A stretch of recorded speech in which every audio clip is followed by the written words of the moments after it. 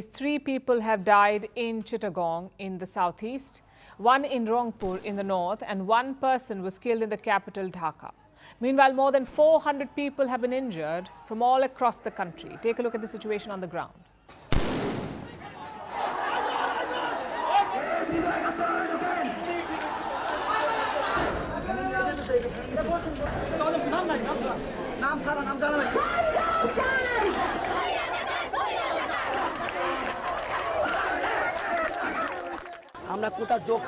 We demanded rational reformation of the quota system. We did not desire anything else. The ongoing protests are against Bangladesh's quota system. Let me explain. Every year, they recruit people for government jobs. Now, these are considered safe jobs, jobs that offer assured career growth. So these jobs are highly coveted. Every year, the government releases a list of vacancies, but all the jobs listed are not up for grabs because more than half of them are reserved. 1% of all the jobs are reserved for people with disabilities. 5% are reserved for minority communities. 10% are reserved for women. Another 10% are reserved for people from underdeveloped districts in Bangladesh. So that's 26% of the jobs reserved. But that's not all.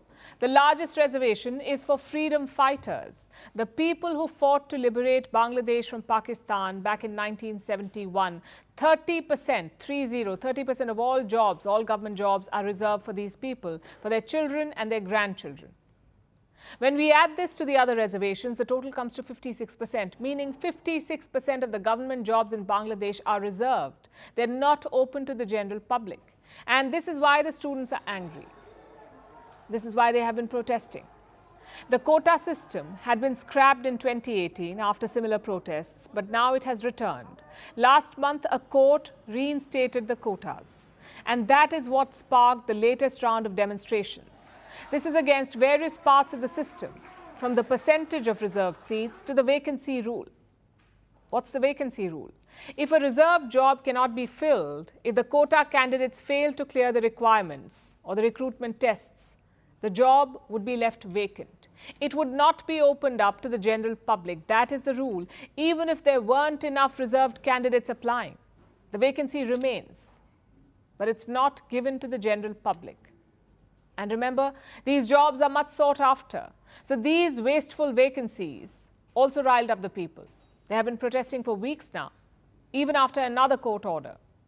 The quota reinstatement was paused last week by Bangladesh's Supreme Court. It has put the reservation policy back on hold, at least for a month. But this did little to calm the protesters. In the last 2 days, the situation came to a head when Prime Minister Sheikh Hasina weighed in. She took a dig at the protesters. She used the word Razakar while talking about the protests. And this did not go down well with the protesters because Razakar is a taboo term in Bangladesh. It describes the people who collaborated with Pakistan during the 1971 War of Independence. It effectively means traitors, Razakar. So when the protesters heard this, they were enraged. They took to the streets and chanted slogans.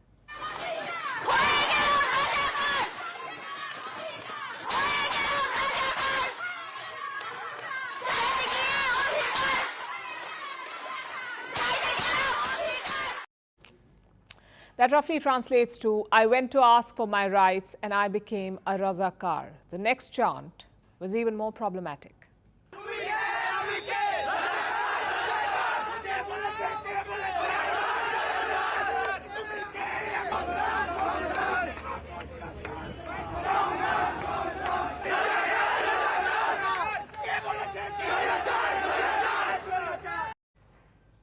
They're saying we are Razakars, the government has said so.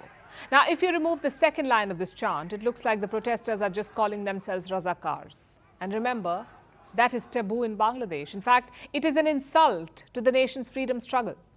So you can imagine the reaction. There was a lot of anger from politicians who only heard the first part of the chant. What followed was a wide range of condemnations and threats. But the worst was this. From the General Secretary of Pakistan's ruling party, he said that the party's student wing would make the Razakars pay. Not the police, not the military, but the ruling party's student wing. This threat was issued yesterday, and that's when the violence escalated. We were rallying, and suddenly the ruling party student wing attacked us in front of Bijoy Ekatur Hall first. Then we were coming towards the Vice Chancellor's house when we were stopped there. The Chhatro League ruling party student supporters again attacked us from behind. They were hitting heads in a targeted way. Bangladesh's Kota protests have entered a violent new phase. No side seems ready to back down and the bodies have started to pile up. We hope that the situation de-escalates and cooler heads prevail.